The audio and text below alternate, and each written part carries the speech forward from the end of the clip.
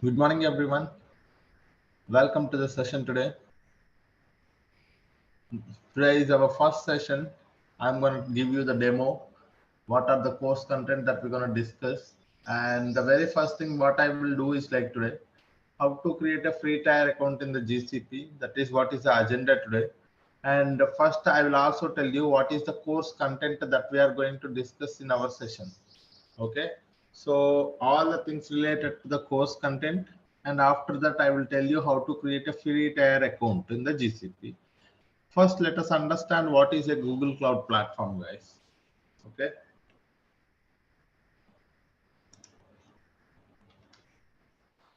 so GCP, what is GCP?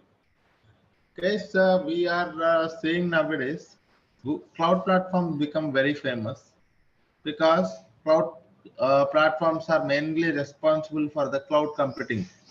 Okay, so all the computation required for the data engineering or Kubernetes or application development, everything will be taken care by the cloud platform itself. Likewise, in the Google Cloud Platform is one of the leading cloud provider like AWS and Azure. So it is also providing you the cloud computing services. Okay. If we have to say what are the services that the GCP is providing, okay, in terms of a data engineering, you can look at the databases that it is providing, and also big data tools, big data processing tools, so many other. So these are the things that the Google Cloud provides. For example, there is a compute engines, Kubernetes engines, app engines, like with cloud functions, serverless platforms, fully managed services. Okay, so all of these things that the Google Cloud platform is providing for us. Okay. In our session, what we are going to discuss this, let me open a OneNote where I'll tell you what is the course content that we are going to discuss in our session and a later point of time. So if you guys have any questions, I will we will spend the time to discuss discuss if you guys have any questions. And let me tell you what is the course content first. So here is the course content, guys. So as we already know, as I mentioned, Google Cloud Platform is providing a pool of cloud computing services such as Google storage and database services, as well as big data services. Okay. Here also you can see Google Big Data Services. Okay. So in our session, what we are going to discuss is these are the things that we are going to discuss in our session, guys. Google storage and database services. Okay, the very first service that is what we are going to discuss is Google Cloud Storage. What is a Google Cloud Storage? Why it is important? What kind of a tool it is? What kind of a data it is going to store? All the things related to the Google Cloud Storage. And not only that, very important things about is like security aspect, because Google Cloud is one of the scalable and secured platform. So when you say secure platform, how do you make sure that it is secure? So with the help of the access control, with the help of the retention policies, with the help of the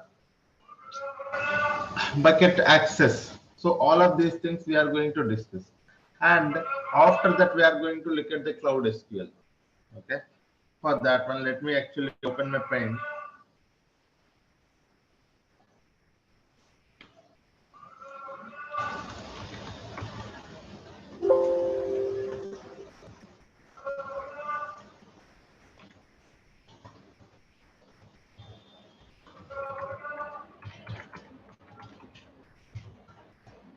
Database services.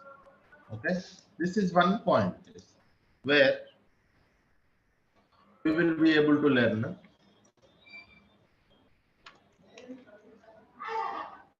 storage and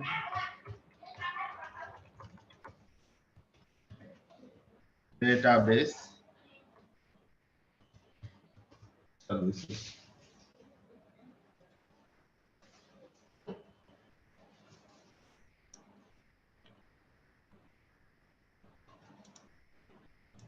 Okay, in this one, we are going to first see Google Cloud Storage. Yes, Google Cloud Storage is acting as a data lake in the GCP. So we are going to learn all the concepts related to the GCP. So it is acting as a data lake. So we will learn what is a data lake, why it is a Google Cloud Storage is having a considered as a data lake here, how much amount of data we can store in the Google Cloud Storage, all of those things we will see. Okay, and we will see practically how to create a bucket and how to upload objects and how to work with the Google Cloud Storage with from the Cloud Shell or Linux commands. So all of those things we will see, guys. And one more thing. So this is a storage perspective. What about the database perspective? So for the RDBMS solutions, RDBMS, we have Cloud SQL and Cloud Spanner, guys. So we have two services which are considered as the RDBMS solutions, Cloud SQL as well as Cloud Spanner. What is this Cloud SQL, guys? Cloud SQL is one of the fully managed services provided by the GCP for running the MySQL database, MySQL engines, as well as PostgreSQL engines, as well as SQL Server. That means if you have a on-premises MySQL, if you wanted to migrate it to the same MySQL with the same version to the cloud, you have these services available, readily available, guys. Okay, so this is a Cloud SQL and Cloud Spanner that we are going to see in our sessions. Instead, I would say here like this.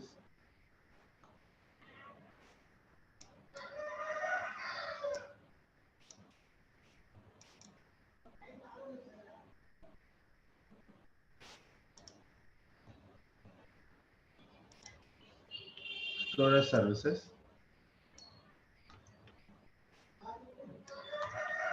We have here RDBMS.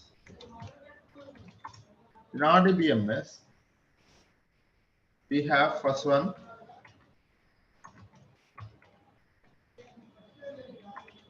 Cloud SQL, second one is Cloud Spanner. Okay, these are the two services comes under RDBMS. What about a NoSQL databases, guys? If you ask me, so in a NoSQL databases, we have a big table.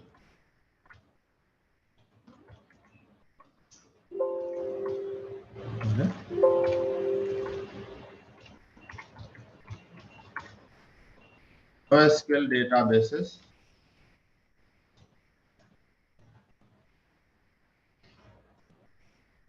So we have big table, and we have one more thing called data store. Okay, so these are the two databases acting as a NoSQL databases in the GCP. One is big table, one more is data store, guys. Okay, so these are all storage and database services. Okay, what is sir? One is Google Cloud Storage, one more is Cloud SQL, Cloud Spanner, and the third one is a big table and data store. So these are the Google Cloud Storage and database services. Okay. So what about the other big data tools that we are learning, sir? If you ask me, the big data tools that we are learning here is because we do get the data from a multiple data sources, right? We do get the data from multiple data sources. Once the data from a multiple data sources we have, we are going to first send it to the storage layer or a data lake or a staging layer. Once we have the data in the staging layer, we wanted to send the data to where, guys? We wanted to send the data to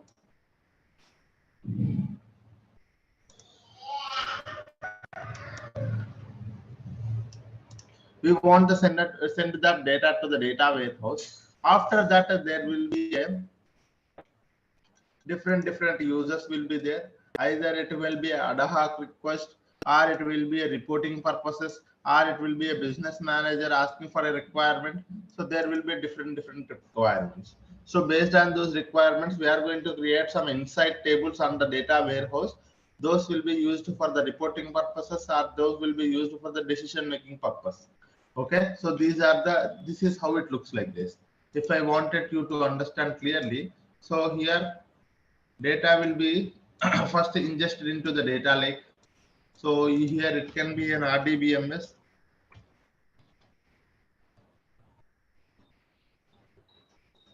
It can be a web server on an application. It can be a web server or an application, guys. Or it can be a CSV file from an application, or IoT data from an IoT application. So you get a data from a multiple data sources. You try to ingest the data into the data lake. So this is your data lake, guys. You try to ingest the data into the data lake, and once you have the data in the data lake, you try to first send the data to the where, guys. You try to process the data and send it to the data warehouse. Okay, what you are doing, guys, here you are trying to process the data. Okay, process the data, transform the data, clean the data, whatever the things you name it, all of those things, guys. Okay, you try to process the data and send it to the data warehouse. Finally, as per the business requirements, it will be creating a ML models. There will be a dashboard requirements. There will be ad hoc requirements.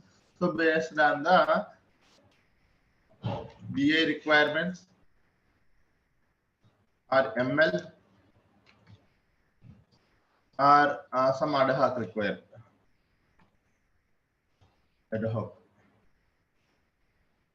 Okay.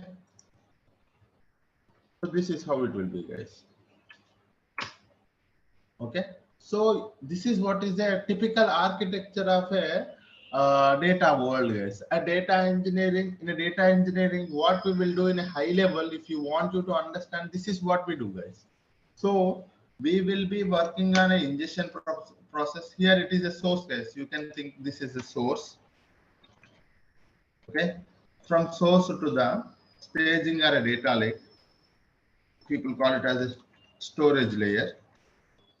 Okay, and here we are going to do what, guys? Ingestion, right? Ingestion are collecting the data, and what we are doing is we are doing process. What we are doing in a data warehouse, we are trying to analyze the data, transform or analyze, right? Transform, finally analyze. Analysis. So this is what I am calling, what you know, guys. This is what is mean by a data life cycle. In a data life cycle, you're gonna get the data from a source. You do the ingestion into a storage layer, and you do processing on top of it to clean the data, prepare the data. You do some transformations on top of it, and you try to analyze the data to improve your business. So this is what is called as a data life cycle.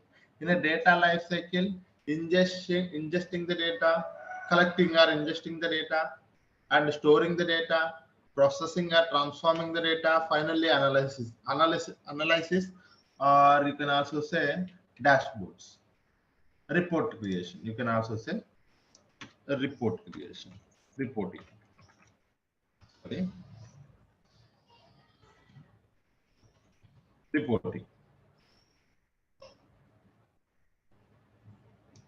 Okay, so this is what is the typical life cycle, data life cycle, guys. In a data life cycle, this from the source to the finally reporting, that is where your destination is, right? You are going to create some dashboards, or you have a table that you can do directly do the analysis, or you ingest the data and finally store it in a one, instead of a storage layer, you can just mention it as a storage layer, storing, data storing. Okay.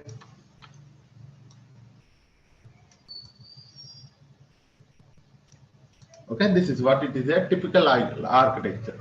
In this one, what you are doing, you are having a data sources from here, and you are ingesting into the data lake, and from the data lake to the data warehouse. Finally, you will be having a different requests.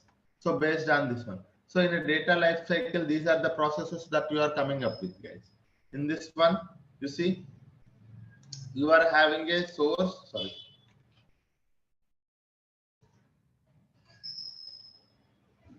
You are having a source, ingesting, storing, processing, as well as transforming the data.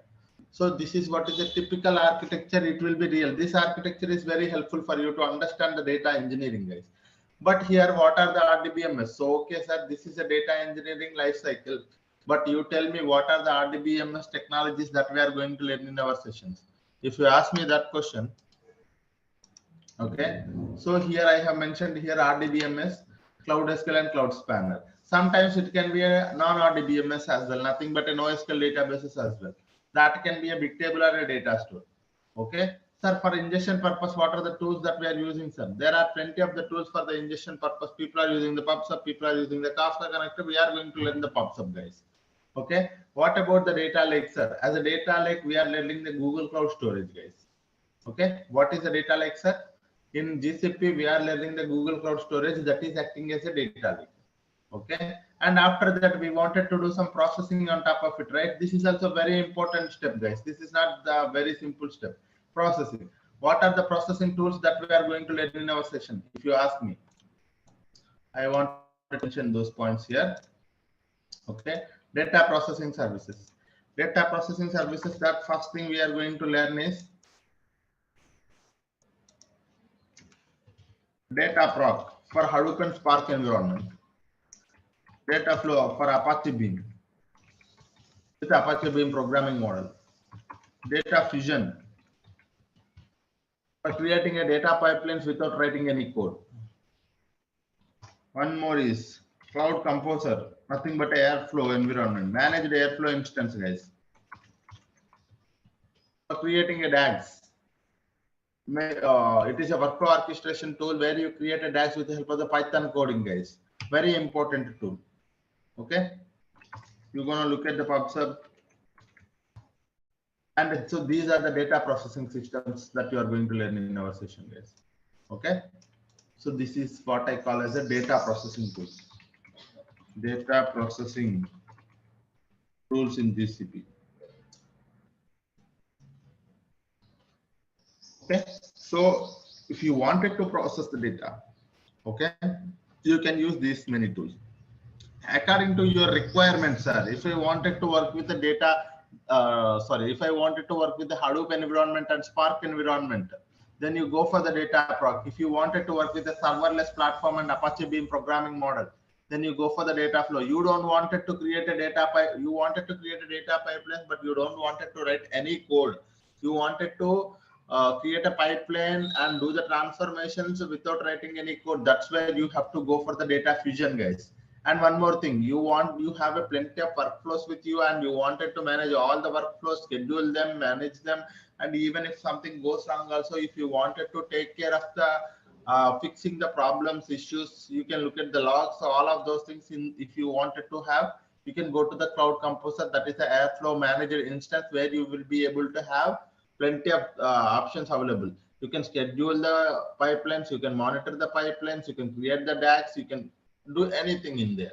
And one more thing is a PubSub is an big data ingestion tool where you will be able to streaming data ingestion tool where you will be able to create a topic and subscription for each and every application where you wanted to get the data. So a data message will be pushed to the topic and via subscription data will be reached to the final application. So this is what is the data processing tools, guys.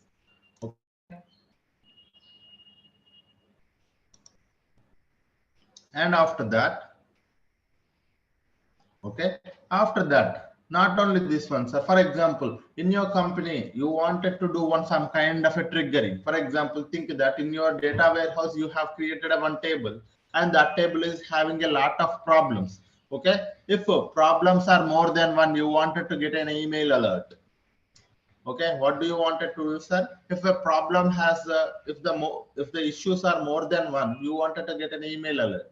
Okay, that is one thing. And one more requirement is like you are creating a data bucket in the Google Cloud Storage and there will be a file uploaded.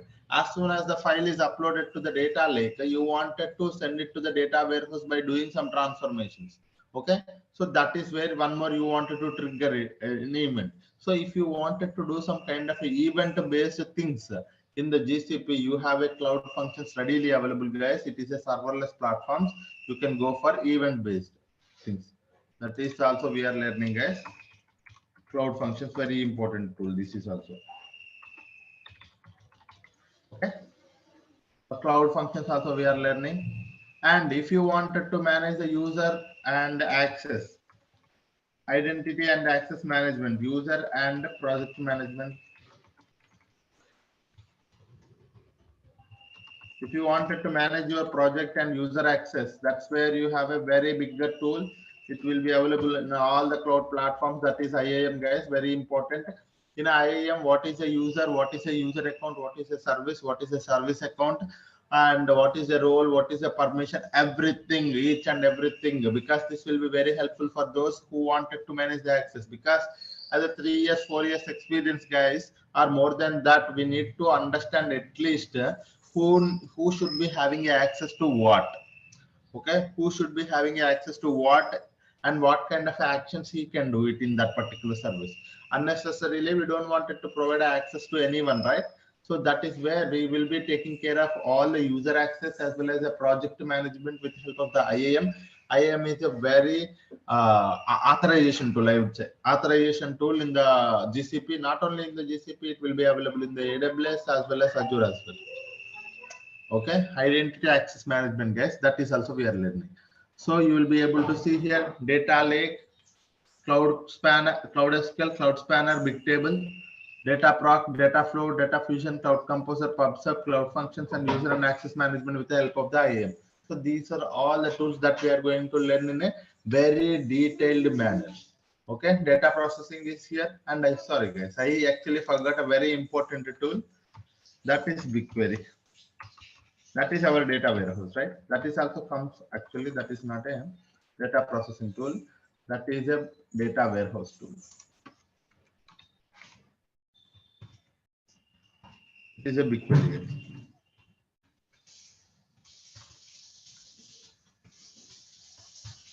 Okay, BigQuery. Okay, what is a BigQuery, guys? BigQuery is a modern data warehouse. It is acting as a data warehouse in the GCP. Okay, so this is also one more important thing that I actually forgot to mention somewhere. So this is a very important tool, sir, comparatively.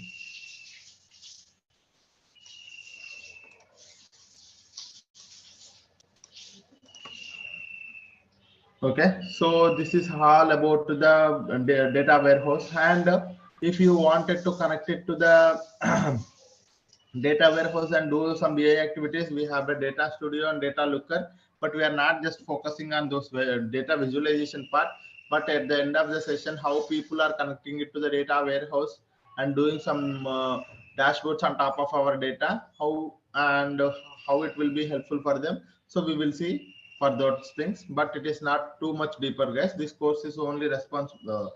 This course is mainly intended for the data engineers. Okay, so this is what we are going to do, guys. Okay, any questions anyone having so far on the course content? Any questions, guys?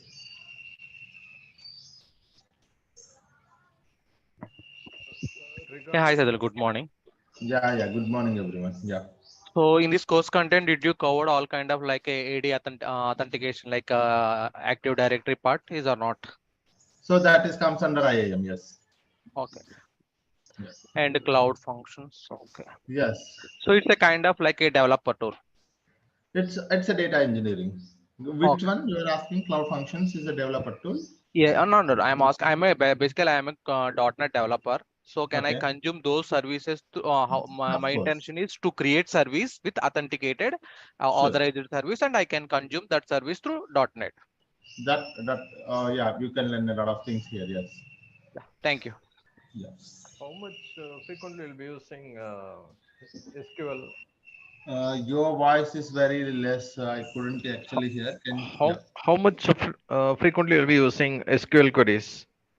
Yeah, frequency of SQL queries. So I would like you to understand that SQL and Python becomes very famous here in the data engineering. If you wanted to see Cloud SQL, Cloud Spanner SQL, BigQuery SQL, and even if I go to a data proc and if I wanted to work with the PySpark, I'd be using the Python plus SQL plus Spark.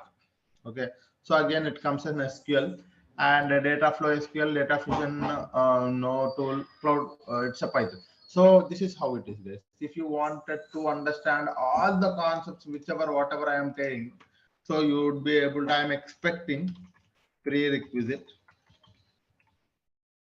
for the course is a basic or at least a basic knowledge on, medium knowledge on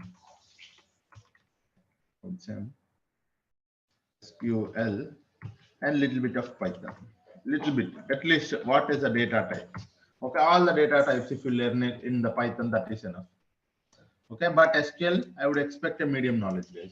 Okay, so it is SQL is very important. And as a data engineer, if you wanted to grow, SQL is very much important, and you should be able to understand all the concepts. For example, what are those concepts are? All the data types, or actually how to create a table, how to delete and update table. Those things are DDL commands and DML commands, and aggregations. Okay, so basic, I would say. So the concepts that you can focus on the SQL and Python, I would like to explain here, guys, so that if you are familiar with these concepts, you are well and good. Okay, in SQL. Okay, so all DDL and DML. So these are the basic things. I know you have to just focus on how to create a table, how to delete a table, how to truncate a table, how to update a table, these things. Okay, and after that I would expect you to have a aggregate, learn about aggregate things, aggregate functions. Okay, and one more thing is ranking functions, and the fourth thing is we have table. So there is a temp table, common table expressions, and there is also one more concept, so we focus on that as well. Temp table, common table. In a temp table, there is a local temp table, global temp table, and the common table expressions. So these things, CTE. And the fifth thing, I forgot one more thing. Yes, mainly, guys. So join. Okay. Unions, group by, order by. Okay, group by, order by. I think this is it. If you are just coming up, if you are focusing on these things, that is enough. In aggregate function, min, max, count, all of those things. Ranking, row number, a dense rank, a rank function, all of those things. And temp table and CTE joins. You will be at least inner join, left join, right join. That is enough.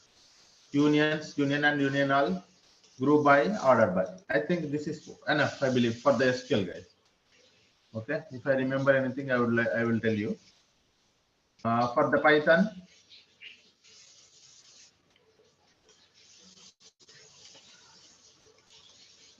Python, I would expect you to have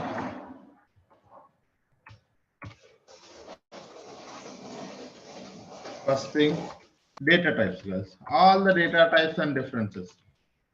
Very important thing. It actually takes a lot of time to understand these data types. And okay, then the very next thing is like aggregate functions. How do you do it in the aggregate function? Okay, if you get a time, look at the map and reduce.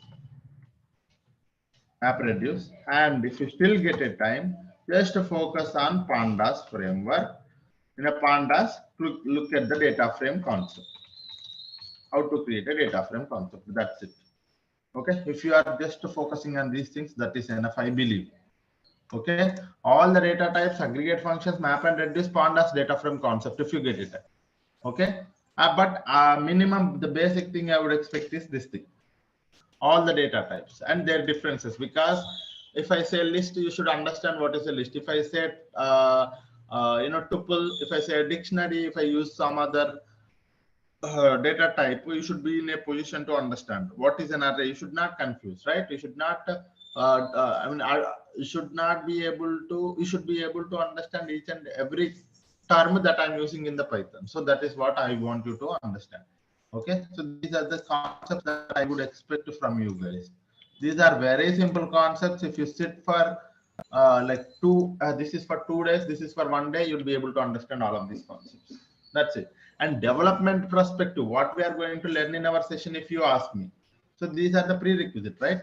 So what I would be expecting, what kind of a development knowledge that I'm expecting from this course, if you ask me, you can expect, I would directly mention here itself, you can expect SQL development knowledge, and one more is PySpark development. Okay, these are the two things that we are focusing on. Okay, so sometimes we are also using the Python, so Python also you can do. Okay, so this is what it is. So I will also tell you how you can actually go for the Java also. So that is also fine. Sometimes one of the code or two of the codes I will also include the Java, but that is more for you to understand. Okay, this code, the code will also be there in the Java. But the thing is, like, our main focus is on SQL and Python for the data engineering, guys, because it will be really helpful for you if you wanted to grow your career in a data scientist level or a machine learning mode. Because as a data engineer, if you work for the next 2-3 years, you will be able to easily enter into the data scientist roles, or you can also go for the machine learning roles, because it is actually one another linked, guys. Okay. Okay. So this is what is a prerequisite that I would expect from you guys. Okay. Okay. This is the thing that I would, if you wanted to, sir, what are the concepts that I have to go for before coming to attending these sessions? What are the sessions? What are the things that I have to recapitulate? If you ask me, these are the things you recapitulate, guys. Okay, go for recap. And we will be learning SQL development, Python, PySpark, all of these things. No worries, because SQL will be used in most places. Python will also be used in most places. Okay, so that is one more thing. And we will also be looking at different formats, guys, CSV, Parquet, and big data formats. So I will also be telling you what are the difference between the big data formats. So because in the interviews, some people are asking me if you are working on a big data development, so did you work on the Parquet, and what is the main advantage of using the Parquet? Those kind of things also we will discuss in our sessions. That is not a problem. And I think that is enough, guys. If I missed any questions, okay, I think, yeah, roles offered after this course. So, like, once I have completed this course, what are the roles I am eligible? If you ask me, you can go for the data engineering roles. You can go for the Google Cloud Platform and GCP engineer, GCP data engineer, as well as big data developer, PySpark development. You can able to work in the PySpark, because we are not just working in only one area, guys, right? So you can see each and every tool itself, it is a one project, guys. So data project will be there, data flow, data fusion, composer. So these are all roles itself. Okay.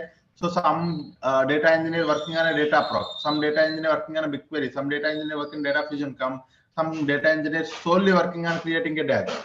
So this is how it will be. And some people working on RDBMS data migration projects.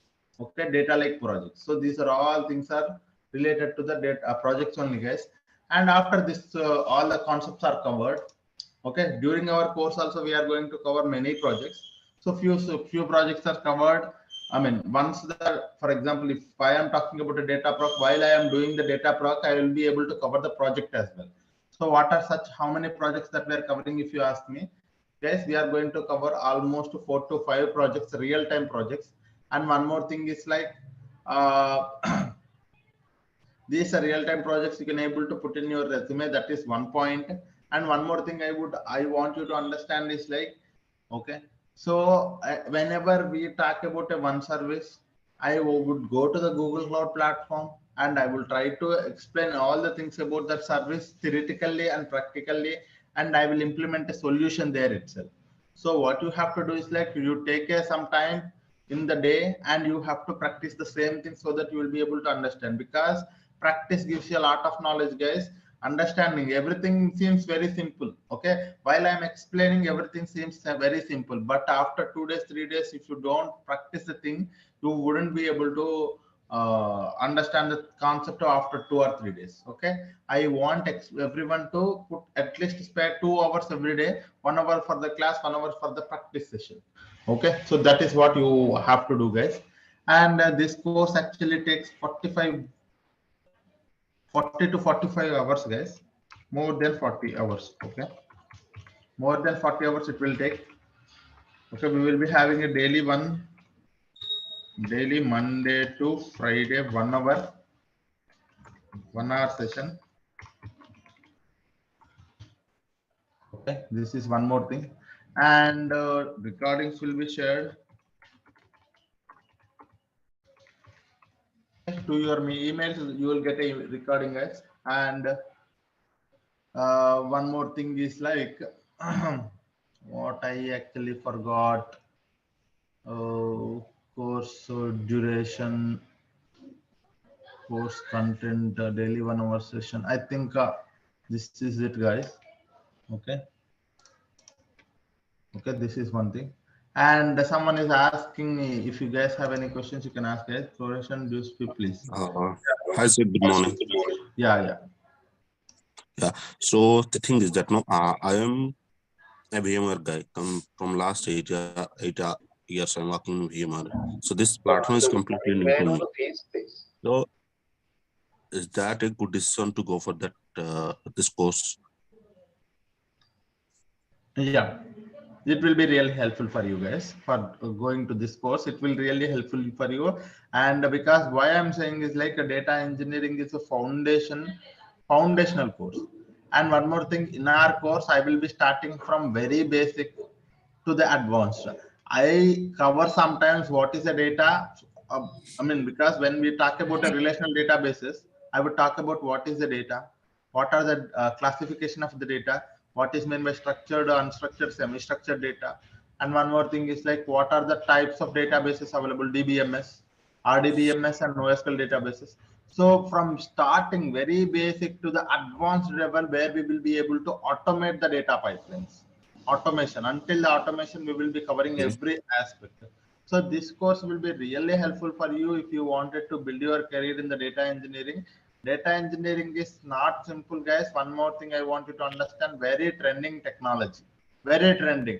As data keeps on grows, data engineering will be a very trending and hot job for getting a lot of opportunities. First thing, because data keep on grows, data engineer will be in a trending job. Okay, and there will be a plenty of opportunities and highly paid job, guys. If you go and look at the highly paid jobs in the world, data engineering is one of the job which is a highly paid job. Okay, yeah. Someone is Okay. asking So for a duration. The course duration is 40 plus hours, and course fee you can able to contact the team so that they will be able to help you on the course fee, guys. Okay. Yeah. So one more thing, sorry for interrupt. One more thing. Yeah. So as you mentioned, the prerequisite that SQL and Python is needed. So, but I don't have that knowledge. That's the reason I'm getting. So that is the reason. There are people here who does not know the SQL. There are few of my students who does not know the SQL and Python. But what I suggested them is like the only thing why my point of mentioning the concepts here is this one. You take a snap of this one. If you wanted to build your career in the data engineering, you take a snap of this page and look to go to the Google or YouTube or anywhere. There are plenty of resources for SQL and Python. Only focus on these concepts. I'm telling you, it wouldn't take 3 to 4 days. Okay, getting the basic knowledge on these concepts, it wouldn't. That's the reason I have mentioned here the concept. There is no point of mentioning the concepts if you guys already know it. So there are few people who does not know the SQL, who does not know the Python, but still they wanted to enter into the data engineering world. So that is why I have mentioned here the SQL concepts and Python concepts. You take a snap of it and keep it with you. And we will be going to the deeper concepts. It takes 1 week or 1.5 weeks when we enter into the deeper concepts, main concepts. Meanwhile, for this next 5, 6, 7 or 1 week plus 10 days, you will be able to focus on these concepts and get a knowledge on it. Okay. Okay. Yeah. Thank you. Yeah. MySQL or MS SQL will be Both are using same. all are same. Both are same. No worries. Yeah. Okay.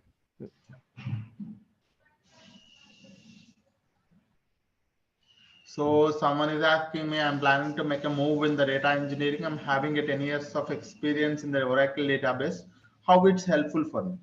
I'm telling you, if you are coming from a Oracle database or if you're coming from a, same background like MySQL or a support engineer or whatever the data, if you are working in a data world already, this course will be really helpful for you. You can get a good opportunities. First thing, a lot of hike you can able to expect, guys. A lot of hike you can able to expect. Okay.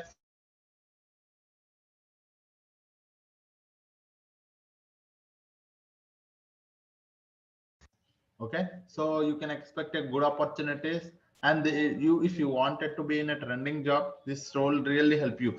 You worked on my Oracle DB. It is kind of a very good job, but you wouldn't be able to get a high XR. You wouldn't be able to get a laptop opportunities if you wanted to try it out. But data engineering is a very trending job. After 10 years, you wanted to again switch a job. It is again very trending. So it will be there for next 10 to 15 years. Data engineering in a very good position, guys. But this is one thing.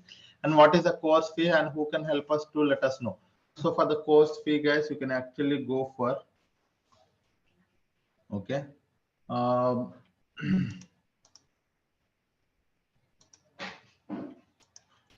you can contact the IT team. Okay, so they will help you on this thing. Yeah. Any questions anyone having? Some people, okay, sorry guys, there are plenty of questions in the chat. I would try to explain one by one. Okay. And so is this course specially catering the data engineering with GCP and generic cloud computing with Google Cloud? Both. Okay, that is both, guys. Any project included in this course? Of course, guys. Don't worry about the project. Real time when I started my working, and still I am working in the projects. So those projects are I have created as a data engineering project here. Even with the triggering and cloud functions also I have created how actually the cloud functions will be used in the projects, how a BigQuery will be used in the projects. So those are real time things. You need not to worry about it. How long this course is helpful for you? Sorry, might have missed as you just joined. And this course will be a 40 to 45 hours, close to 2 months, guys. You can think of this course takes close to 2 months. We will use SDK, guys. I sometimes tell you how to install the SDK and all of those things. Yeah. Did you cover cloud computing engine? Yes, cloud computing engine. What is a cloud computing engine? What is a Kubernetes engine? What is the app engine? Basic concepts related to that we will be covering, guys, but not more than that. Yes, because it is a data engineering course. While attending the interviews for the GCP data engineer, the expert certification in GCP data engineering. Certification is mandatory for attending the no, guys. Okay, no. It is not mandatory, but if you have a data engineering certification, this will be really helpful for you. Okay, that actually gives a lot of, if there are 100 points, out of that 10 points or 15 points will be added to you by with help of the data engineering certification. But that's not directly get you the job, land you a job, but the concepts that we are going to cover, if you are having a good knowledge on all of these concepts, this will be really helpful for you to get a job. Yes. So one more thing I want you to understand, whenever I was talking about one concept, let us just say, okay, let's just say data lake. When we are talking about a data lake or a BigQuery, so for a data lake, I'll try to give you some assignments, guys. Okay. And whenever talking about a BigQuery, I will try to give you 2 to 3 data sets for your assignment. Okay. You have to, what you can do is like you spare your time and focus on the answering those questions. Okay, so that you will be able to, when you try to complete those assignments, you will get a lot of knowledge and creating a lot of knowledge and using that particular solution. Okay, that is one more thing. And the data engineering is not all about the development, it is also about the architecture, guys. So you have to focus on, it's not that I should use the BigQuery in a very good way. It's not like that. You should understand that how the BigQuery is, how we can use the BigQuery for a very efficient manner, and how BigQuery helps in a GCP, and how it is different from the other cloud tools and other on-prem tools like Hive as well as Redshift and Synapse. So you have to understand that concept as well. So our aim of the course is to get a development skills as well as the architecture points, because architecture also very important for us to understand. Every data engineer should go to the data architecture and machine learning solutions. Okay, so this is what we have to understand. Any other questions anyone having? Okay, so you can expect this thing from our course, guys, both actual development plus architecting. So these are the two things that we can expect.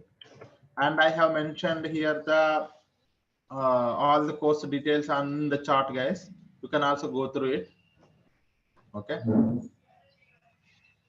So time of the timings, I actually forgot to mention the timings, guys.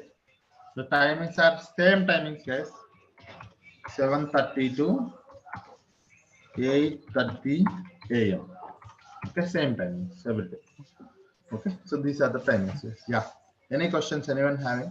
Yeah, Saidhul, I have one question. So I'm Yeah. expecting just I have to create one sample web application. Then how I want to deploy that application in the cloud? Is it possible to cover in this session? I mean, in this course content or not? Actually, for the deploying the pipelines and deploying the things that we are going to discuss, but application, because we are not an application developer, so that thing is not covered. Okay. Thank you. But creating a data pipelines, deploying those data pipelines, because that is where we are focusing on as a data engineer. Yeah. Okay. Thank you. Yes. Yeah. Someone is asking a batch time that I have mentioned here, guys. On premises to the cloud. Yes. Data migration on premises to the cloud that we are covering. Yeah. Any other questions, guys? Anyone?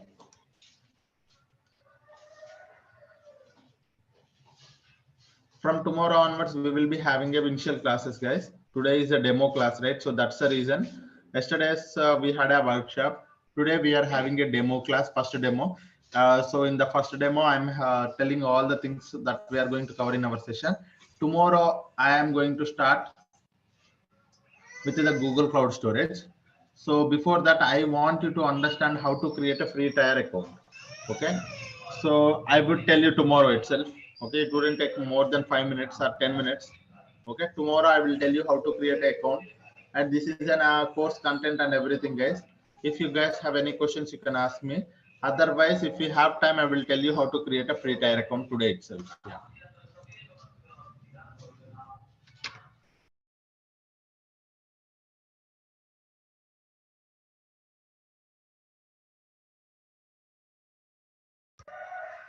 Okay, guys. So this is it for today. So hope I have given you a good understanding of what of the services that we are going to cover in our sessions, and hope you got some idea about a data engineering and a prerequisites, as well as what kind of a things that we have to focus on before entering into the data engineering, and what kind of learnings that we can expect out of this course. Okay.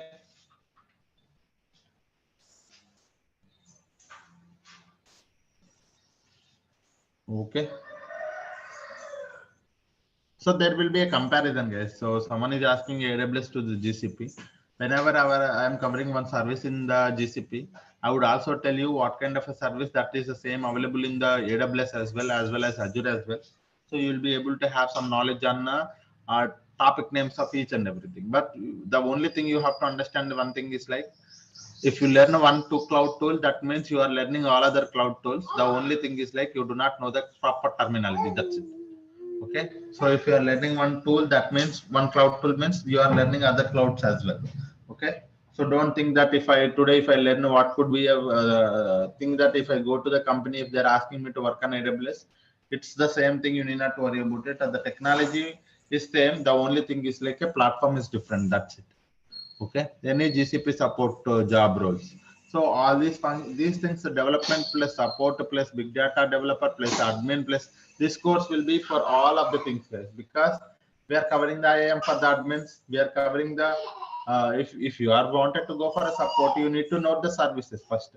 So you should know the development plus support. This course is for the development. If someone wanted to go for a data engineer, a developer or a support developer, support engineer, or admin. So this course will be helpful for all of you guys. Yeah.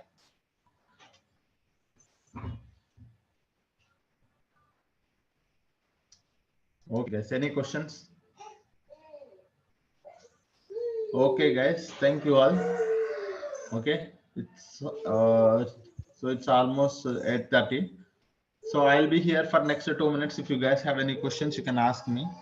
Otherwise, we can wind up the session. Tomorrow, with a very fresh mind, with a very positively, we are going to start our sessions with the Google Cloud Storage. So come up with a very fresh brain, sir, so that you will be able to learn and explore a lot of things in the GCP. This is not just a topic that we are going to explore. We are going to enhance, what I would say, we are going to, acknowledge the development, how the Google Cloud platform has designed all of these tools, how these tools are going to helpful in our day-to-day activities. And one more thing is like these technologies are very good, and we will be able to work with any kind of data. So from tomorrow onwards, we are going to learn a lot of new things. Okay, keep your brain open for learning all of these things. Come up with a very fresh brain so that we will be able to see a very new and trending technologies. Okay, guys. Yeah. Thank you all. Thank you. Yeah. Thank you. Thank you, guys. Thank you. Have a great day. Thank you.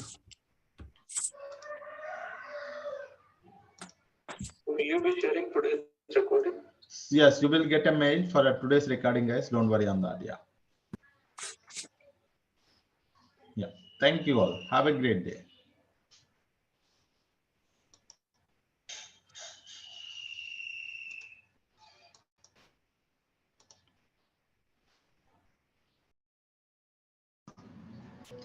Hello, everyone. Good morning. Welcome to the session today. Hope you guys are doing good.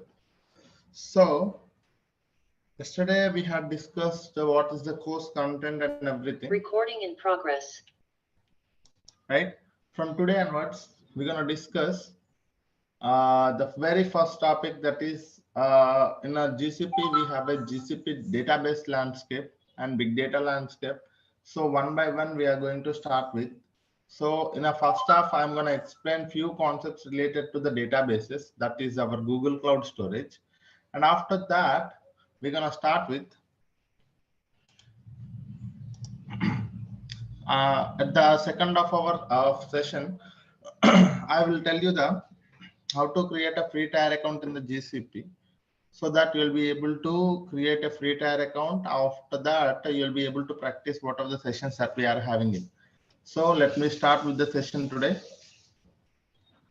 So in the GCP database landscape, this is the agenda, guys. Okay, we are going to explain all the GCP databases landscape and the differences between the RDBMS as well as NoSQL databases.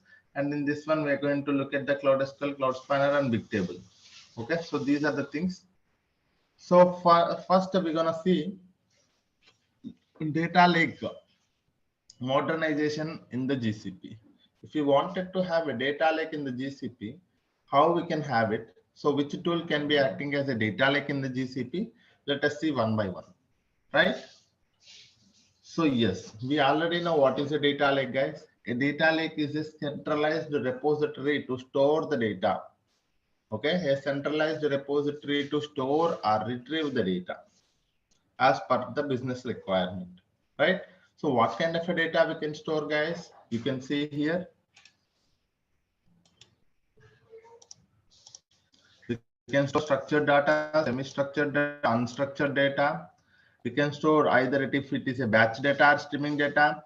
It should be able to withstand for SQL, ML, and searching. We can able to store on-prem data, cloud data, and data. So it is a scalable and secured platform to store the data, retrieve the data for further analysis or processing purpose. So this is what is a data lake, right? We have seen what is a data lake. Let me try to tell you what is a data lake from my notes. This is my notes, guys. Where is that?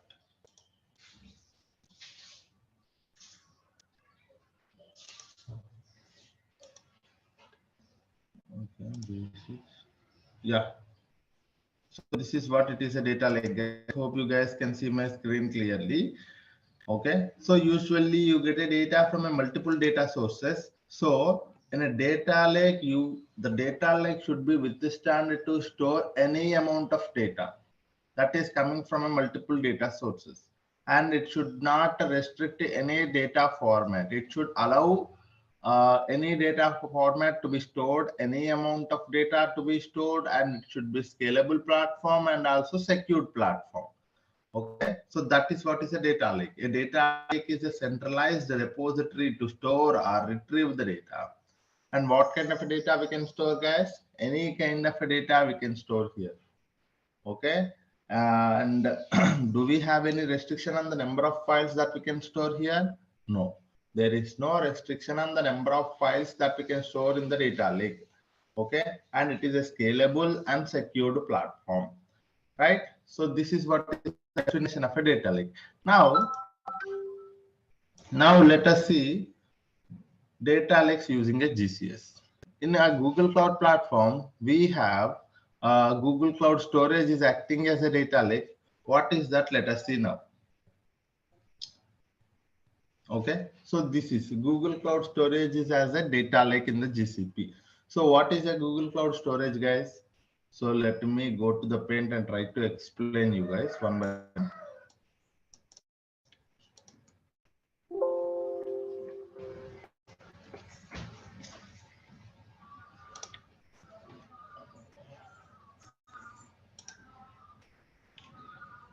So from the very first topic that we are going to see is Google Cloud Storage.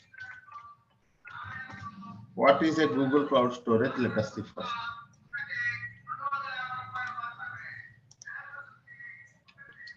Okay, so Google Cloud Storage is one of the fully managed services in the GCP.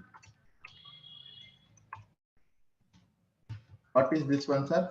One of the fully managed services in the GCP. What do you mean by that, sir? What is mean by fully managed service? Sir, I want you to understand what is mean by fully managed. For very first thing, I will try to tell you. Sir, if you go to any cloud platform, okay, if you go to any cloud platform, the services in the cloud platform are categorized into two things. One is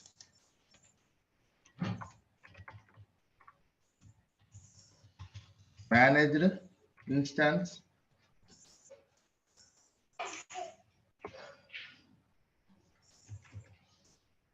okay, not managed, virtual machine.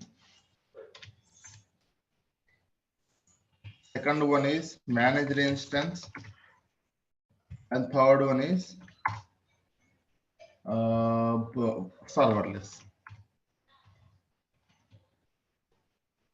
Okay, sir, VM based. People call it as a VM based. Okay, these are the three categories. If you go to any cloud platform, the services in the cloud platform are categorized into three. One is VM based services. One more is managed services or fully managed services, and third one is serverless. What do you mean by that, sir? In a VM based services, okay, for example, look at your laptop. In your laptop, if you wanted to work with any of the Python coding, or if you wanted to develop one application, what do, sir? You manually download one software like Python application, and you will provide some resources to that, and you will try to install that, and after that you go for the application development. What do, sir? Whatever the requirements, whatever the resources, whatever the infrastructure required for your entire application development, you as a person taking care of it, considering from the laptop itself. So you need a laptop. That laptop needs to have some kind of resources, and that laptop will have its own configuration. And on top of that, you will again download an application and install on top of your laptop, and again you try to develop an application. Likewise, in a VM based, an entire virtual machine will be given to you, so that an entire virtual machine will be given to you. 1 minute, guys. Sorry, I'm getting a call. 1 minute.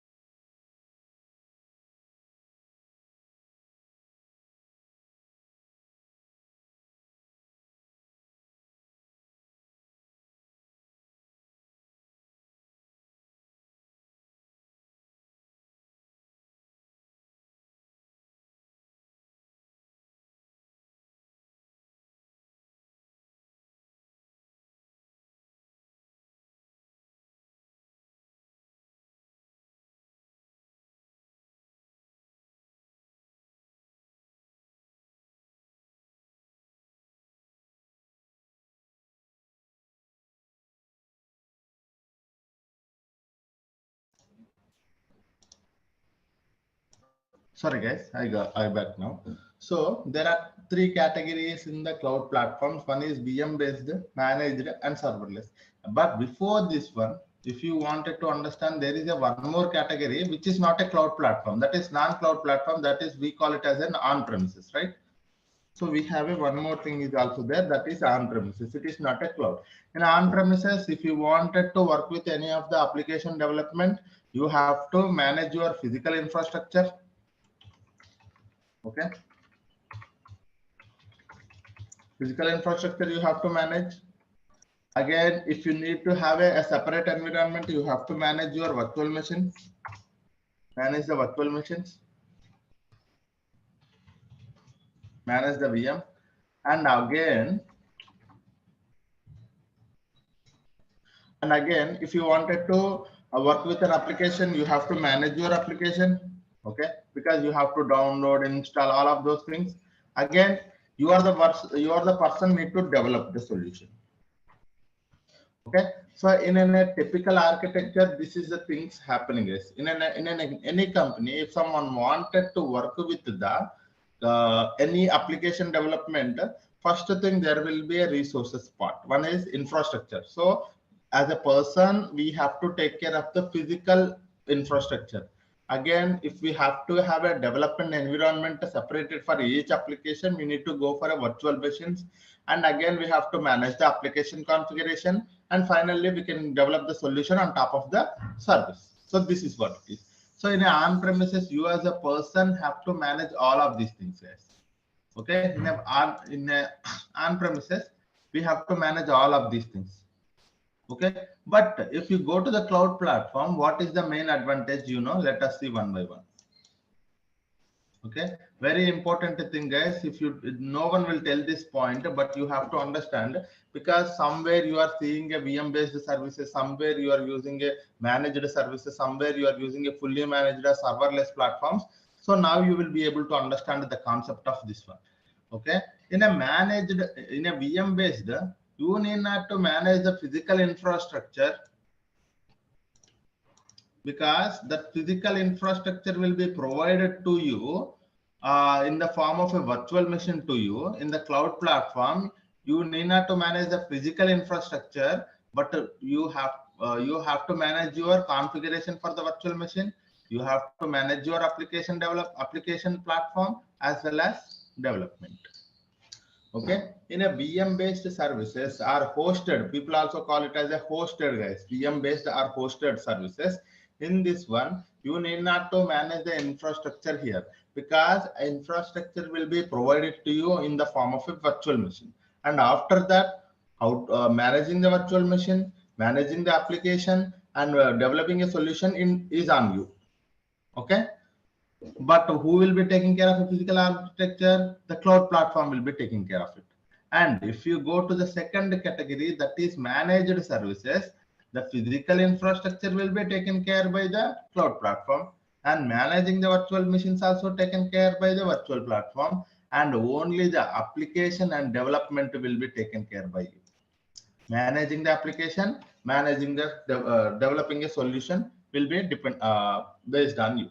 Okay, you have to manage it, you have to take care of it. Okay, and if you go to the serverless platforms, the name itself it is saying, you need not to worry about a physical infrastructure, you need not to worry about a virtual machines, you need not to worry about a platform. Managing application, nothing but managing the platform, guys. Okay, you need not to worry about a platform, you can directly go for the development. Okay, this is what the cloud platforms are doing a best thing for us.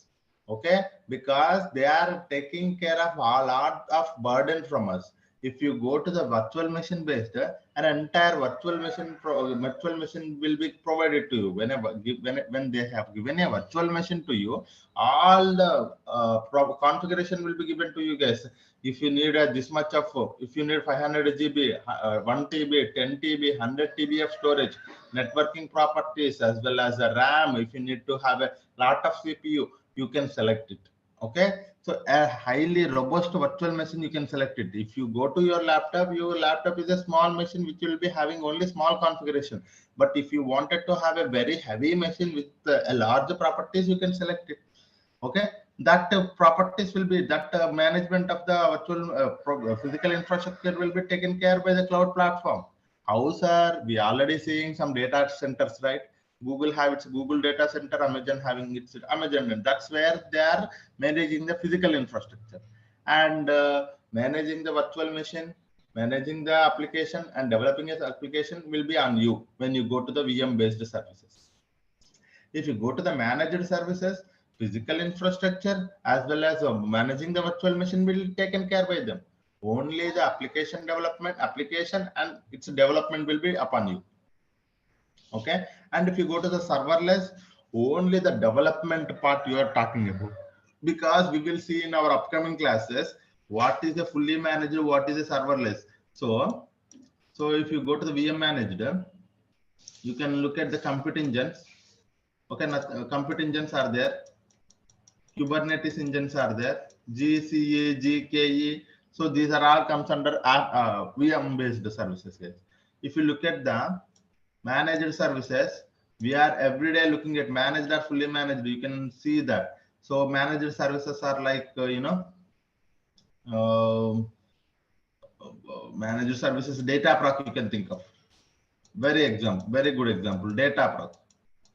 Managed services. And for the serverless, BigQuery is the best example. Dataflow is a one more example. So you need to categorize the services in such a way that it will be very helpful for you to understand it. Because in a company, if a client asks you whether what kind of because we are looking for a serverless platform, you should be in a position to understand what is the serverless platform. If they are looking for a semi-serverless platform or a managed services, you should be in a position because serverless platforms provide you a lot of benefit when you are when you talk about a cost. Okay, when you talk about a managed services, the cost will be okay, and you have to manage some amount of things like managing the application. So there is some burden on you managing the application. So you have to take care. Your team has to take care about managing the application. But when you go to the serverless, your team need not to worry about application management because you can directly go for the development. All other things like physical infrastructure, managing the virtual machine, managing the application will be taken care by the cloud platform itself. If I talk about a GCP, the same thing. Okay, we have a cloud platforms. When I say a cloud platform, we have a GCP is there, we have AWS is there, we have Azure is there. It is common for all of these things, sir. It is not only this concept is similar, this concept is same for all of it. Is a in general concept. Okay, now you got it. What is a VM based, what is a managed, what is a serverless. Now, if I go to Google Cloud Storage, it is managed or fully managed. Fully managed is also called as a serverless, sir, sometimes. Okay. If you go to the Google Cloud Storage is a fully managed service. Okay, what is that, sir? It is a fully managed service. What does that mean? It is all the infrastructure required for the, okay, all the, you can also say it is actually a managed service or fully managed. Actually, I can't. This one. Okay, so a managed service. When I say a managed service, all the infrastructure, physical infrastructure, as well as the virtual machines will be taken care by the GCP. Okay, what are the rest, guys? You have to create your own application. Okay, when I say application, how the Google Cloud Store, how the Google Cloud Storage operates, you have to understand. Then only you will be able to understand the what is meant by fully managed service. Because I know that Google Cloud Storage is operates with help of the bucket and files. You have to, when I say a fully managed service, all the physical infrastructure and virtual machine will be taken care by the GCP, and bucket configuration you have to provide. What is meant by that? You have to provide the bucket configuration. When you provide the bucket configuration, a bucket will be created for you. Okay, and after that you can upload files, you can go for the development. When I say development for the GCP is creating a file or uploading a file, uploading a lot of files, creating many buckets, so like that. Okay, what is meant by fully managed? All the resources as well as infrastructure will be taken care by the GCP itself. So for that point, I have explained all the things, guys, because this terminology will come all the time. So that's the reason I have told, I have explained here. Now,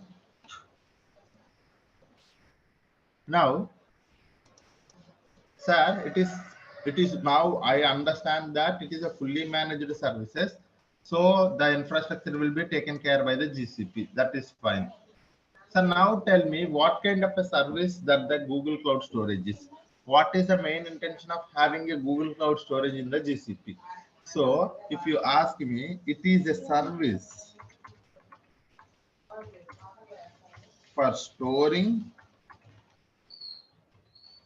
and retrieving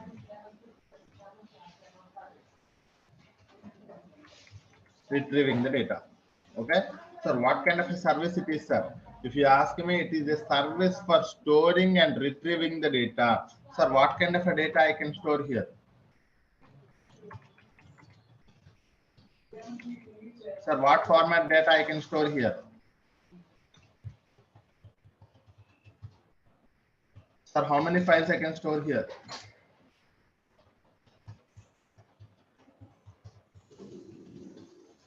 Okay, sir, how much amount of data I can store here?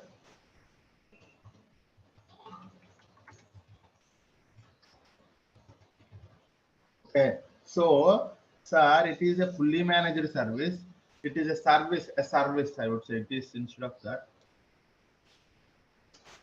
a service for storing and retrieving the data. So when I say talking about storing and retrieving the data, how much data I can store, any amount of data, any number of files, any format data, any kind of a data, we can able to store in the GCS, guys. Okay. So this is what is the main intention. What is the purpose of a Google Cloud Storage? If you ask me, it is a storage and retrieving tool. You can store any amount of data, any number of files, and if you wanted and need to have if you wanted to have the data to be retrieved at some point of time, you can also retrieve this data. Okay. So this is what it is. And one more thing. So how the Google Cloud Storage operates? Okay, sir, it is a fully managed, that is fine, and the purpose of the service is also fine, but how it operates? Okay, how it operates? Sir, it operates via bucket and files.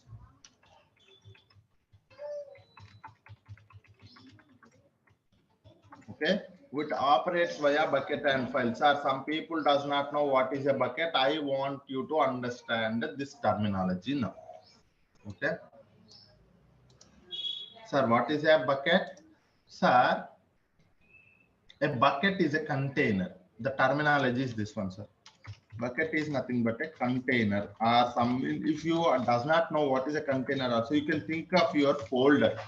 Okay, a container is not, a bucket is nothing but a container, and terminology for the object is nothing but a file of any format. Okay, so this is what is the terminology, sir. Now you will understand. So in a Google Cloud Storage, we are storing something and we are retrieving the something. So how the Google Cloud Storage operates? Sir, in a Google Cloud Storage, it operates via bucket and objects. I should mention here objects, not files, because the terminology is an object. Okay, it operates via bucket and objects. Okay, what is a bucket? A container or a folder. What is an object? A file of any format. So what does that mean, sir? If it is operating via bucket and object, do I have to create a bucket to store the objects? Yes. So you have to create, we have to create to store the objects. Okay, we have to create a bucket.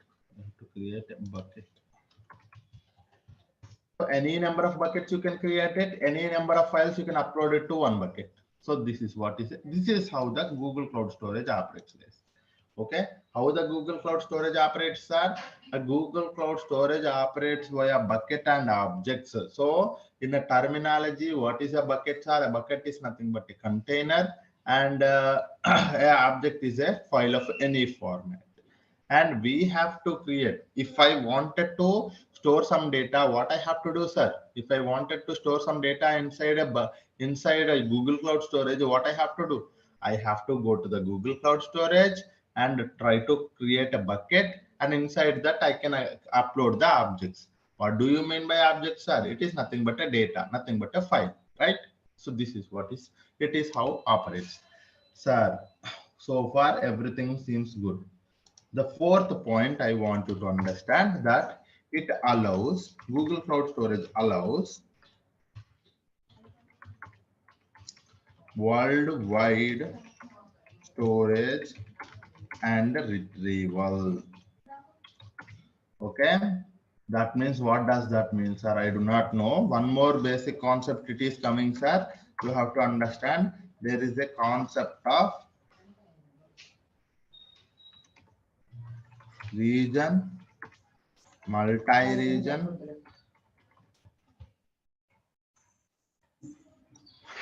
multi-region, and one more thing is a region, multi-region, dual region. Okay, so this is what, if it is allowing a worldwide storage and retrieval, what does that mean, sir? At any location you can able to store the data, at any from any other location you will be able to retrieve the data, but you have to select a proper region and multi-region and dual region. According to that, if you wanted to store and retrieve the data within the region, you can go for the within the region option. And if you go to the multi-region, the data will be retrieved across all the regions, and dual region means within two regions. Okay, we will see this difference. Okay, this is actually takes some time, so we will see this difference tomorrow. Okay, what is the main intention of having a regional service, regional storage and multi-regional storage and dual region storage? Because there is a difference between them, and there is an advantages also there, and there is a cost in terms of a cost also. You can look at it, guys. If I go to the region, the cost will be little lesser. When I say dual region, the cost will be little higher. If I go to a multi-region, the cost will be little more higher. And we will see that tomorrow the main difference why it is. So that is one thing that we will see tomorrow, guys. The fifth point is, as I told you, scalable and secured platform. What does that service, sir? It is a one more final point, sir. It is a scalable and secured platform. So we will see what is meant by secured platform. And I just want you to give you an overall heads up to the Google Cloud Storage. Now you got it. What is a Google Cloud Storage? The only thing you have to understand today is that what is a Google Cloud Storage, and what is the main purpose of having it, who will be taking care of the resources here, and how it operates, how the Google Cloud Storage operates, and what kind of a tool it is, whether it is a storage, worldwide storage or a retrieval service, and whether can we go for a secure, whether it is a secure platform and scalable platform or not. This is the only point you have to understand, guys. Tomorrow we will see how to create a bucket. Inside that, all these things, like when I say secure platform, right? So we can able to say access control, and very basic concepts we are going to see tomorrow. Object versioning. What is mean by all of this terminology? We will see retention policy. Okay. Okay. And one more thing is also there, storage classes. Okay, we can also go for the storage classes. While you are creating a bucket, there is also a storage classes. So tomorrow we will see all of these things, sir. Whenever you wanted to create a bucket, so you can select a proper bucket name and the location where you wanted to. So when you wanted to create a bucket, you have to give a proper name to the bucket. Okay, you have to give a proper name to the bucket, and you have to select the location of the bucket, and you have to select the proper storage class for the bucket, and we have to select the access control, and we have to select the object versioning and retention policy. retention policy.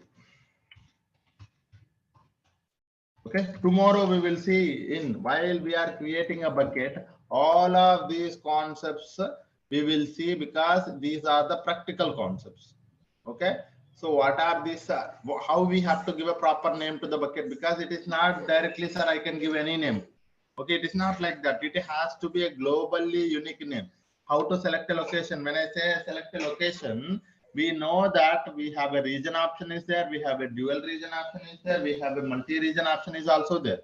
And storage classes, there are 4 storage classes like standard, nearline, cold and archive. Access control also we have 2 options. Access control at rate bucket level, access control at rate object level is also there. So we have to see all of these things while we are creating a bucket. Okay, today hope you got some idea about a Google Cloud Storage as well as the different varieties of the services in the cloud platforms. Okay, yeah, any questions so far on the Google Cloud platform, guys?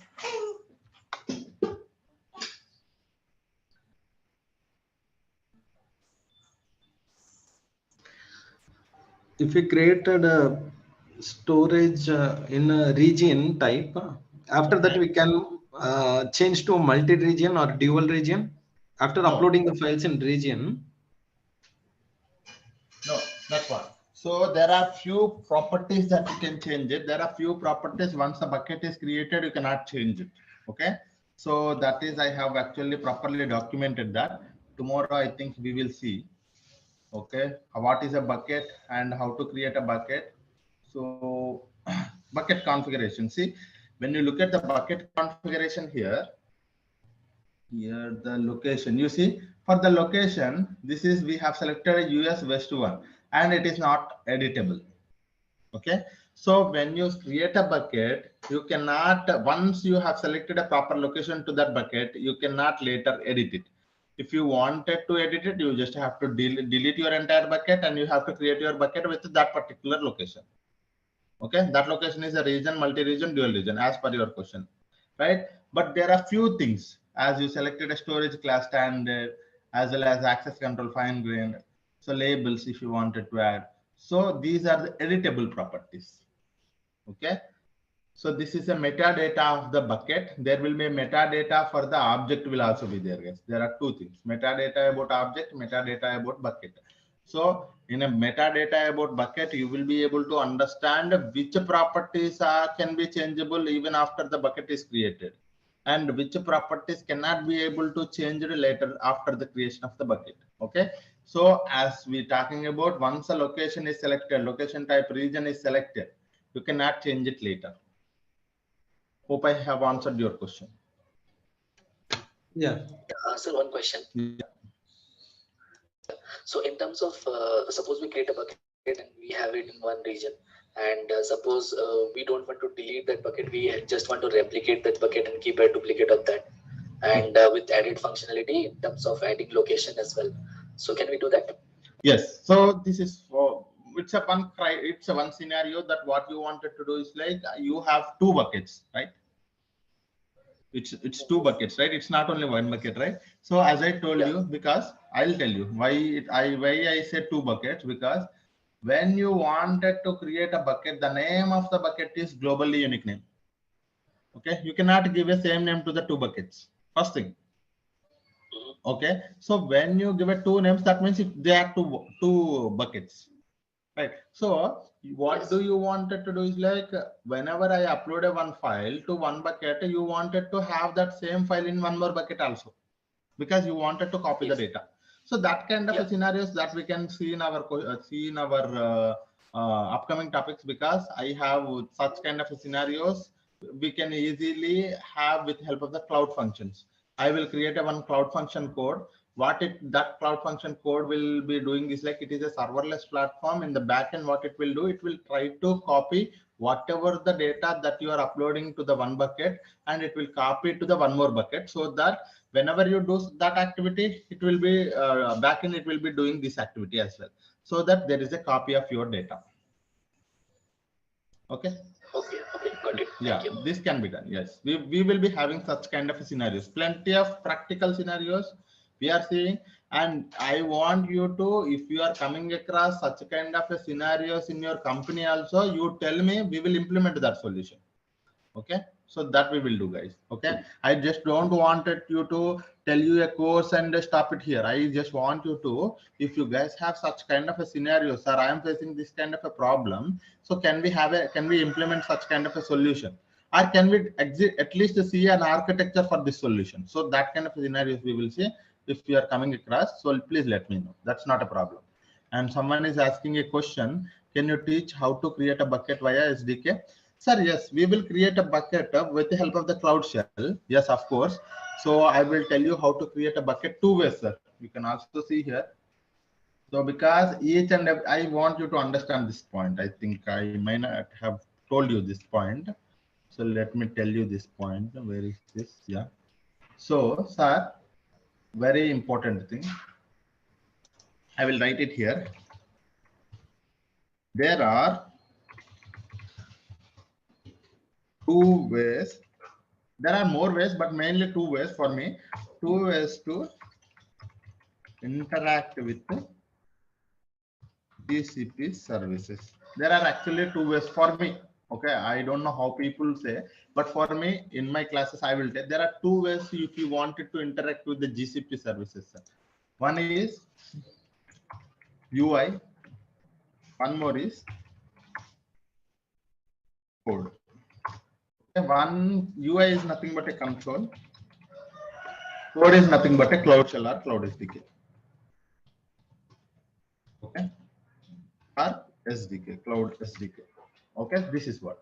In UI, we know that how we are interacting with the help of the user interface, nothing but a drag and drop, clicking something. That is what is a UI. If you wanted to interact with the services, if you wanted to use any service in the GCP, you can go with this way. Okay, this is a manual process. Sir, I wanted to create a bucket, or I wanted to delete something, or I wanted to interact with the Google Cloud Storage. You can also interact from the code, that is Cloud Shell or Cloud SDK, from anywhere. So these things also we will be seeing, guys. It is not that we are also looking, because I wanted to understand the concepts via UI, but tomorrow I wanted to automate it with the help of the code, because we are not just stopping here, because there are professionals who are automating the processes. Automating can only be done with help of the code. So there are two ways to interact with the GCP services. Keep this in mind, sir. Whenever you are getting any doubt, anything can be done with help of the UI, anything can be done with the help of the code. Okay, creating a bucket. Tomorrow, if I wanted to create a bucket, yeah, sorry. Through code, we can use REST API also. Yeah, through REST APIs also we can use it, but most of the people using these things. So even I am covering these two only. That is the reason I have mentioned REST API is also there, and there is also one more thing is also there, mobile application also. But most of the times we will be using this thing only. Even in the companies also, people use UI as well as Cloud SDK or Cloud Shell. Yeah. Okay. And one more question: any Terraform Ansible tools required for automation? Sir, no. Any Terraform and Ansible tools required for automation? No, sir. Our main intention is to have a data to be created and automated with the help of the pipeline. So that is what we are going to do. That is SQL plus Python is enough for this course. Yeah. Okay. Yeah. In real time, we will be creating the bucket, or admin team, they will create the bucket and hand over to us. No. So there are two ways. So if you go to, there are two, it depends upon your company, guys. If you go to the MNC companies, you will be having a dedicated team for the admin. So they will be doing the admin activities. Admin, I would not say admin. So there are two, admin, or you can also DevOps. Okay. They will be taking care of the resources, infra related things. They are taking care of it. Okay. But if you go to the tier 2 companies, tier 3 companies, what they do is like something like startups or some low base, I mean, not product, some basic product based companies are, you know, if you go to small scale companies, what small scale? Okay.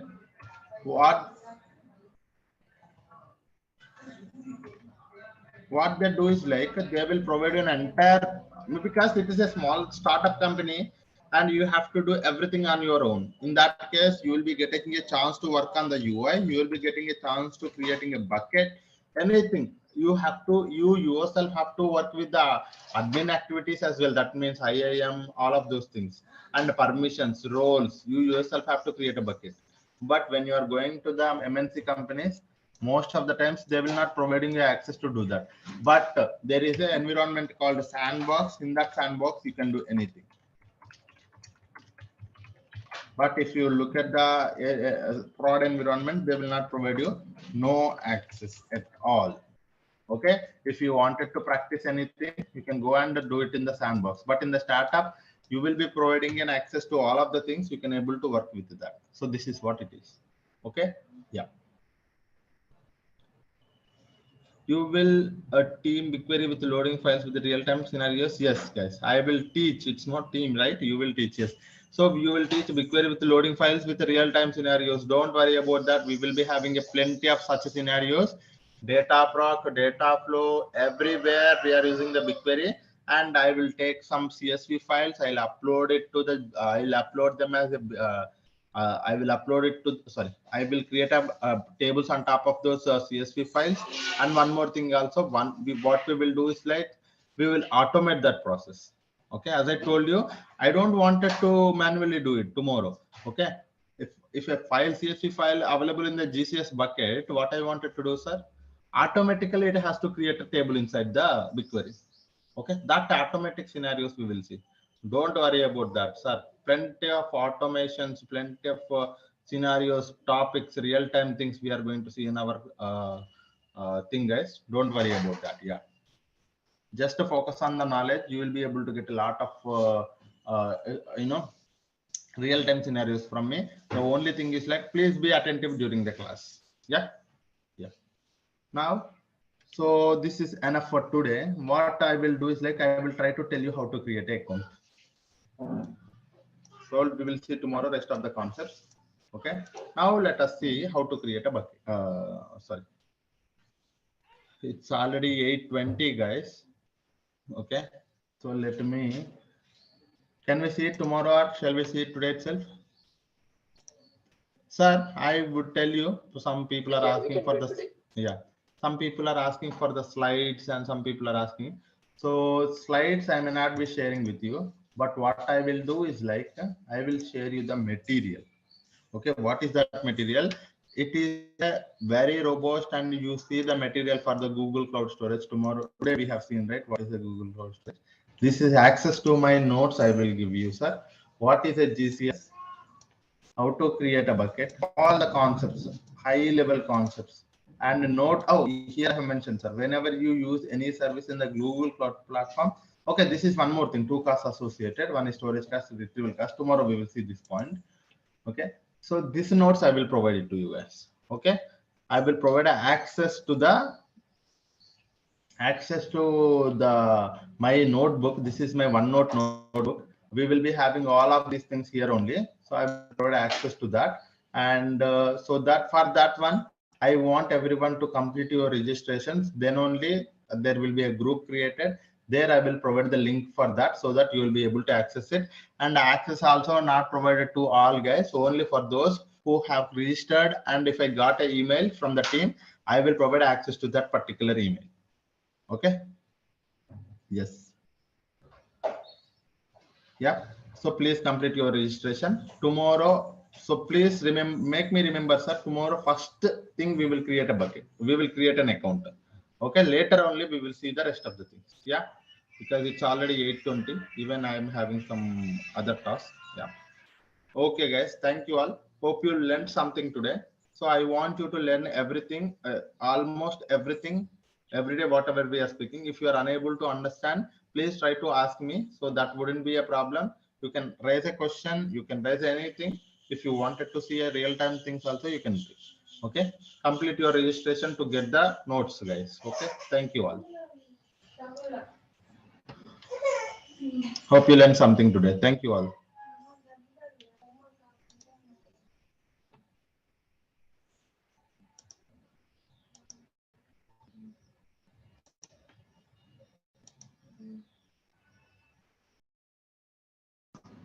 Hello everyone. Good morning. Welcome to the session today. Hope you guys are doing good.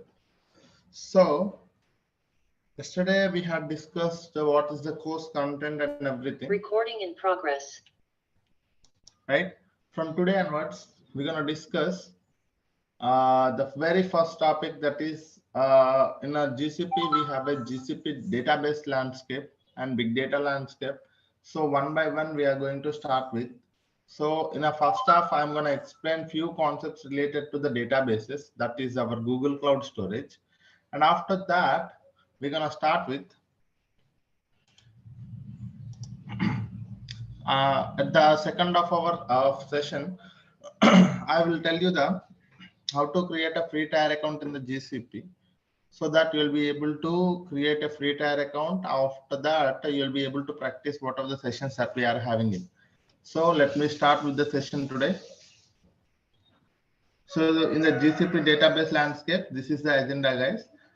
Okay, we are going to see explain all the GCP databases landscape and the differences between the RDBMS as well as NoSQL databases. And in this one, we are going to look at the Cloud SQL, Cloud Spanner, and Bigtable. Okay, so these are the things. So first, we're gonna see data lake modernization in the GCP. If you wanted to have a data lake in the GCP, how we can have it? So which tool can be acting as a data lake in the GCP?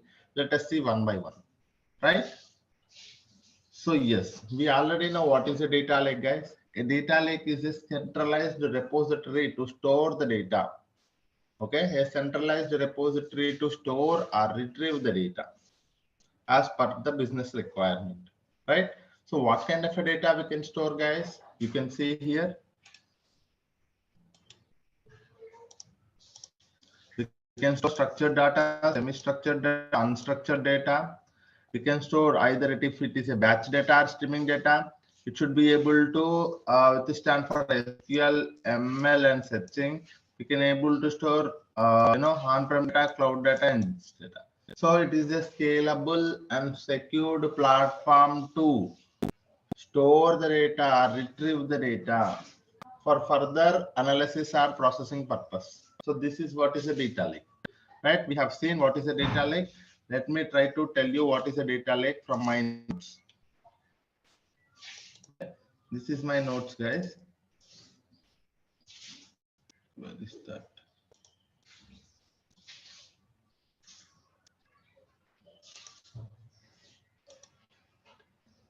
Okay, basics.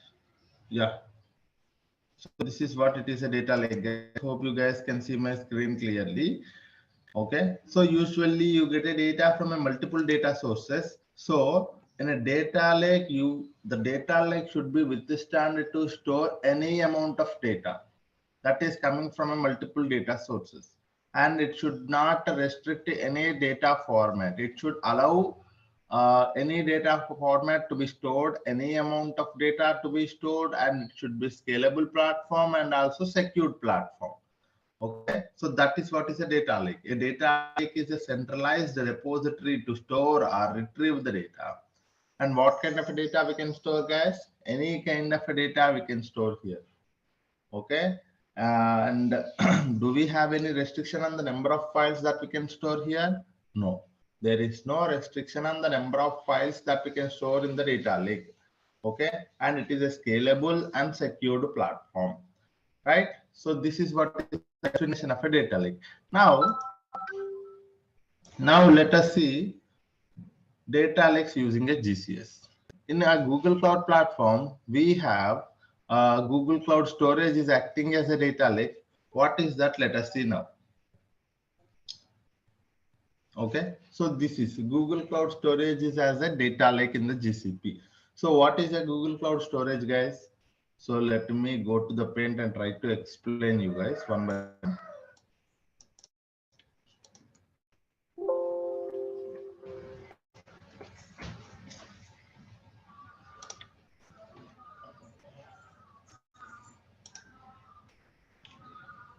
So from today, from the very first topic that we are going to see is Google Cloud Storage. What is a Google Cloud Storage? Let us see first.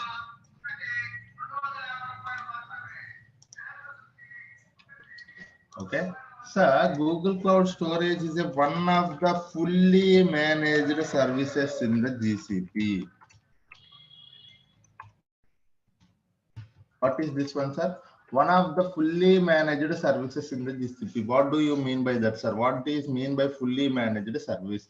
Sir, I want you to understand what is mean by fully managed. For very first thing, I will try to tell you, sir, if you go to any cloud platform, okay, if you go to any cloud platform, the services in the cloud platform are categorized into two things. One is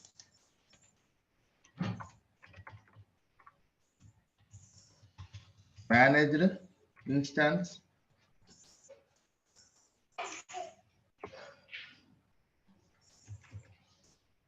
okay, not managed, virtual machine. Second one is managed instance, and third one is serverless. Okay, sir, VM based. People call it as a VM based. Okay, these are the three categories. If you go to any cloud platform, the services in the cloud platform are categorized into three. One is VM based services. One more is managed services or fully managed services. And third one is serverless. What do you mean by that, sir? In a VM based services, okay, for example, look at your laptop. In your laptop, if you wanted to work with any of the Python coding, or if you wanted to develop one application, what do you do, sir? You manually download one software like Python application, and you will provide some resources to that, and you will try to install that, and after that you go for the application development. What do you do, sir? Whatever the requirements, whatever the resources, whatever the infrastructure required for your entire application development, you as a person taking care of it, taking considering from the laptop itself. So you need a laptop. That laptop needs to have some kind of resources, and that laptop will have its own configuration. And on top of that, you will again download an application and install on top of your laptop, and again you try to develop an application. Likewise, in a VM based, an entire virtual machine will be given to you, so that an entire virtual machine will be given to you. 1 minute, guys. Sorry, I'm getting a call. 1 minute.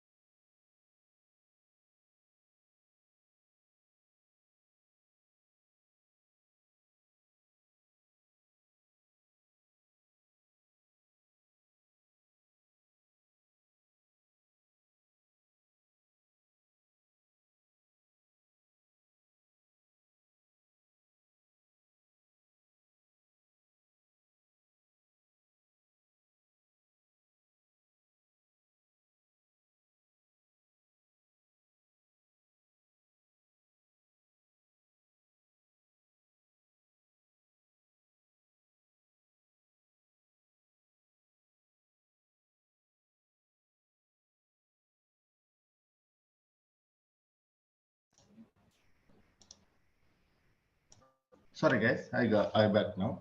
So there are three categories in the cloud platforms. One is VM based, managed, and serverless. But before this one, if you wanted to understand, there is a one more category which is not a cloud platform. That is non-cloud platform. That is, we call it as an on-premises, right? So we have one more thing is also there, that is on premises. It is not a cloud. In on premises, if you wanted to work with any of the